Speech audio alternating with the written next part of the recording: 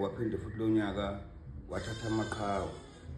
Lo mnyaka ngizowuvalelisa ngithi nalo nyaka awuhambe manje ngesonto ebusuku sithi manje ngena komusha singene nenhlahla bese kuthi sibongeke futhi kulo nyaka ngoba bakhona phela abaphumelelile kulo nyaka nento zabehambe kahle. Siyacela-ke kakhulu bafowethu ukuthi namanje nje ngizoshumayela ukuthi ngiyazi ukuthi isikhathi sokujabula.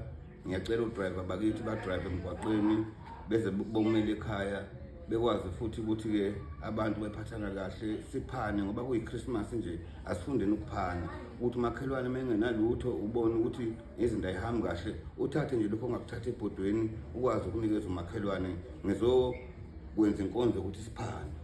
Ungamuphi umakhelwane onakho egcekeni kodwa ungamuphi okwakho ngoba mosumuphi okwakho kwesinye isikhathi usuke wena uzodlani wena